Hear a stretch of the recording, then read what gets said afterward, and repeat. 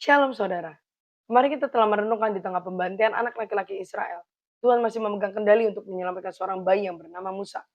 Walau ia besar dalam tradisi dan pendidikan Mesir, namun ia tahu identitas dirinya. Sampai saat ia membunuh seorang Mesir yang menganiaya orang Ibrani. Ia berpikir bahwa hal ini tidak ketahuan. Sampai ketika ia melerai dua orang Ibrani yang berkelahi dan mereka menanyakan siapa yang mengangkat Musa menjadi hakim atas mereka. Dan apakah ia ingin membunuh mereka seperti yang membunuh orang Mesir? Hal itu membuat Musa ketakutan. Karena ia langsung berpikir hal ini sudah ketahuan dan pasti Firaun akan menghukum ia. Dan memang hal ini sudah diketahui oleh Firaun juga. Jadi Musa melarikan diri ke tanah Midian.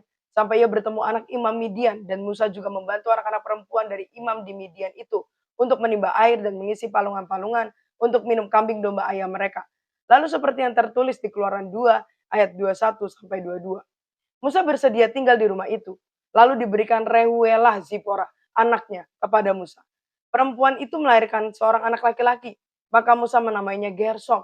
Sebab katanya, aku telah menjadi seorang pendatang di negeri asing. Dari sini kita tahu bahwa Musa tidak melupakan identitasnya. Sekalipun saat ia mencoba bertindak dalam identitasnya itu dengan cara yang salah. Sampai akhirnya ia harus pergi melarikan diri. Atau dia akan dibunuh Firaun. Dalam pelariannya, Musa terlihat seperti tidak tahu apa yang harus diperbuatnya lagi. Tapi dari kisah ini kita bisa melihat bagaimana kasih karunia Tuhan bekerja atas diri Musa yang memberikan penghiburan dan harapan yang baik kembali. Yakni ia bisa bertemu anak imam di Midian dan ia melakukan perbuatan yang baik dengan menolong mereka. Lalu ia tinggal bersama imam di Midian dan menikah dengan Zipora. Dari sini kita belajar bahwa ingatlah identitasmu. Kamu adalah anak Allah, pencipta langit dan bumi. Ada benih ilahi dalam hidupmu.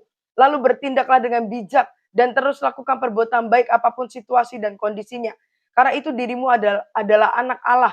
Pasti akan melakukan perbuatan baik yang menolong orang lain. Karena kamu melakukannya untuk Tuhan dan bukan manusia. Saudara, hal-hal tersebutlah yang membuat kasih karunia dapat termanifestasikan atas hidupmu. Seperti membuat penghiburan dikala menghadapi masalah dan memberikan pengharapan yang baik menjadi kenyataan atas hidupmu. Tuhan Yesus memberkati.